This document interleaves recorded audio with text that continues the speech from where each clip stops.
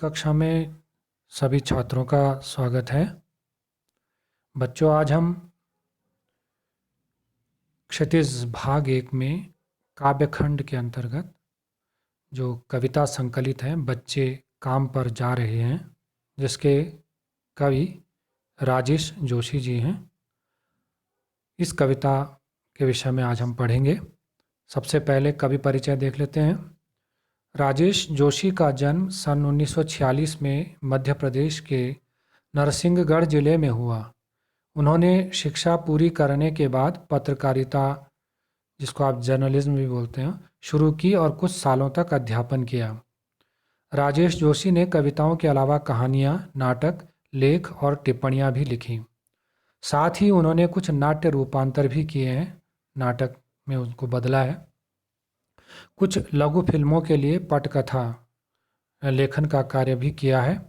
पटकथा जो फिल्मों के लिए स्क्रिप्ट होती है, उसकी बात करें। उन्होंने भर्तृहरि की कविताओं की अनुरचना, भूमिका, कल्पतरु यह भी एवं मायाकोवस्की की कविता का अनुवाद पतलून पहिना बादल नाम से किया है। कई भारतीय भाषाओं के साथ साथ अंग्रेजी, रूसी और जर्मन में भी राजेश जी की कविताओं के अनुवाद प्रकाशित हुए हैं। राजेश जोशी के प्रमुख काव्य संग्रह हैं एक दिन बोलेंगे पेड़, मिट्टी का चेहरा, नेपथ्य में हंसी और दो पंक्तियों के बीच। उन्हें माखनलाल चतुर्वेदी पुरस्कार, मध्य प्रदेश शासन का शिखर सम्मान और साहित्य अकादमी पुरस्कार से सम्मानित किया गया है। राजेश जोशी की कविताएं गहरे सामाजिक अभिप्राय मतलब वाली होती हैं। वे जीवन के संकट मुसीबत में भी गहरी आस्था, विश्वास को उभारती हैं, प्रकट करती हैं।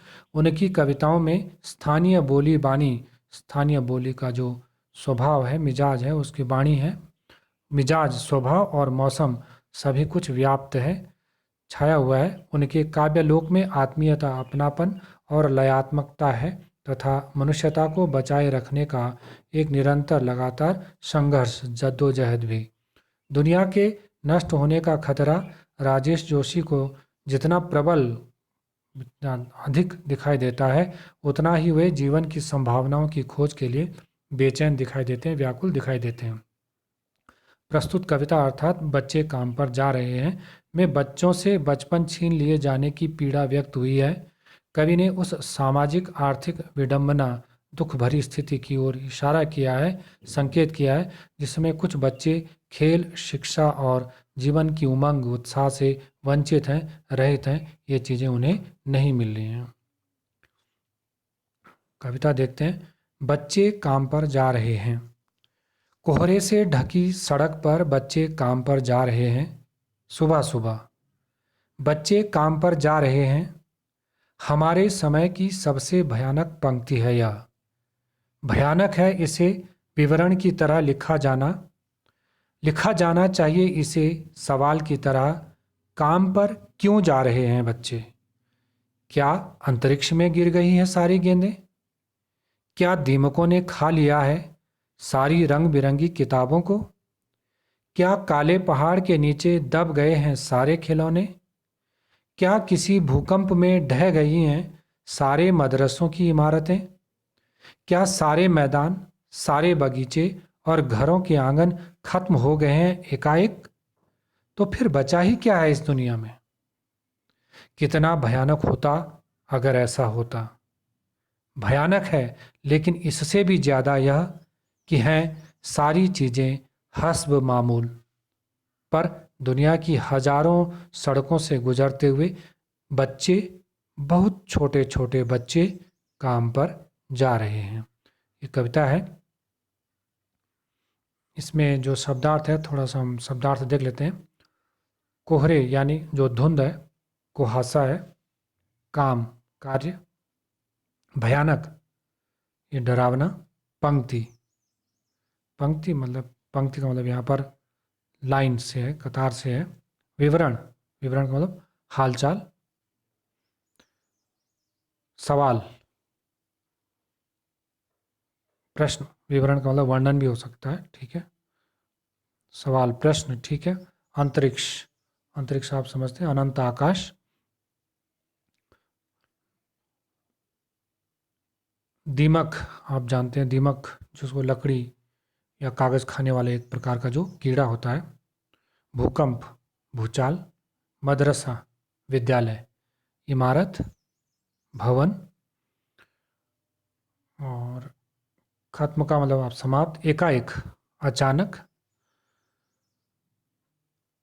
फिर दुनिया, संसार, ज़्यादा, अधिक। हस्ब मामूल, हस्ब मामूल का मतलब यथावत, वैसी ही जैसी कि होनी चाहिए।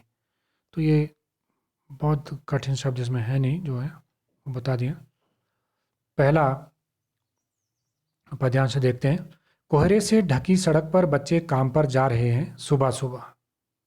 कवि कहता है कि सुबह के समय सड़कों पर घना कोहरा छाया हुआ है, चारों ओर भयानक ठंड पड़ रही है, फिर भी रोजी रोटी कमाने की लाचारी में, विवशता में, मजबूरी के कारण बच्चों को काम पर जाना पड़ रहा है।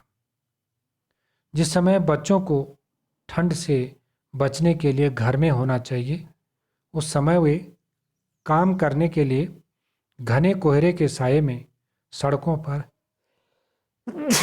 निकल पड़े हैं। बच्चे काम पर जा रहे हैं। हमारे समय की सबसे भयानक पंक्ति है यह। कहता कि हमारे युग की ये सबसे बड़ी भयानक स्थिति है, बड़ी भयावह स्थिति है, डरावनी स्थिति है कि जिस उम्र में बच्चों को खेलना, कूदना व पढ़ना लिखना चाहिए, उस उम्र में वे काम कर रहे हैं। भयानक है इसे विवरण की तरह लिखा जाना। और इससे भी भयानक स्थिति यह है कि हमारा समाज इस समस्या को विवरण का मतलब सामान्य घटना मानकर इस ओर क्या नहीं कर रहा है, ध्यान नहीं दे रहा। ये विवरण की तरह, एक सामान्य घटना की तरह इसे लिखा जा रहा है कि बच्चे काम पर जा रहे हैं, उस पर बहुत ज़्यादा ध्यान नहीं दिया जा रहा है। लिखा जाना चाहिए इसे सवाल की तरह।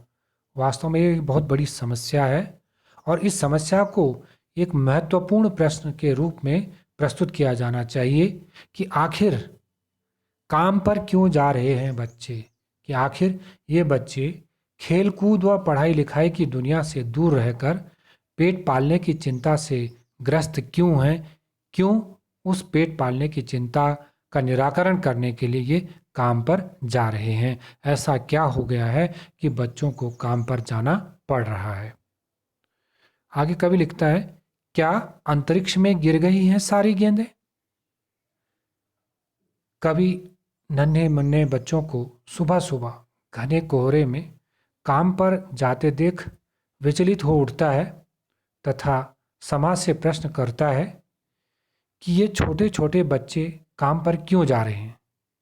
क्या सारी गेंदें अंतरिक्ष में गिर गई हैं, अर्थात बच्चों के लिए खेलने के लिए क्या सारी गेंदें नष्ट हो गई हैं। अंतरिक्ष, आपने देखा है कि जो चीज़ वस्तु एक बार अंतरिक्ष में चली जाती है, क्योंकि वो शून्य है, तो वहाँ से फिर वो वापस नहीं आती, इसलिए अंतरिक्ष कहा है। क्या दीमकों ने खा लिया है सारी रंग बिरंगी किताबों को। फिर प्रश्न कर रहा है कवि कि क्या जो इनकी रंगीन किताबें हैं, उन रंगीन किताबों को दीमकों ने खा लिया है, अर्थात जो बच्चों की किताबें थी, क्या वे भी अब दीमक के कारण क्या हो गई हैं, नष्ट हो गई हैं। वस्तुतः बात यह थी कि इस समय इन बच्चों को किताबों के बीच में होना चाहिए था, इनके हाथों में किताबें होनी चाहिए, जिनके बीच में मजदूरी के ये औजार हैं, उन मजदूरी के औजारों के बजाय उनके हाथों में क्या होनी चाहिए थी, किताबें होनी चाहिए थी। इन छोटी छोटी कोमल हाथों में खेलने के लिए गेंदें होनी चाहिए थी। क्या काले पहाड़ के नीचे दब गए हैं सारे खिलौने, तथा क्या बच्चों के सारे खिलौने किसी काले पहाड़ के नीचे दबकर नष्ट हो गए हैं। कहता इन छोटे छोटे हाथों में इस समय ये बच्चे खिलौनों से खेलने वाले इनके ये हाथ हैं, जो कि समय मजदूरी या परिश्रम के औजारों से क्या कर रहे हैं, खेल रहे हैं, उनको चला रहे हैं। क्या किसी भूकंप में ढह गई हैं सारे मदरसों की इमारतें। फिर कवि प्रश्न कर रहा है कि क्या किसी भूचाल के कारण बच्चों के सारे जो विद्यालय हैं और विद्यालयों की जो इमारतें हैं, जो भवन हैं, वो भवन क्या नष्ट हो गए हैं, अर्थात ये समय इनका विद्यालय जाने का है, जहाँ की अभी काम पर जा रहे हैं। तो क्या सारे के सारे जो इन विद्यालय हैं, उन विद्यालयों की जो इमारतें हैं, जो भवन हैं, वो नष्ट हो गए, इसलिए बच्चे स्कूल नहीं जा पा रहे हैं और काम पर जा रहे हैं। आखिर इस तरह अचानक बच्चों को बचपन की सारी सुख सुविधाओं से क्यों वंचित कर दिया गया है? क्या सारे मैदान, सारे बगीचे और घरों के आंगन खत्म हो गए हैं एकाएक?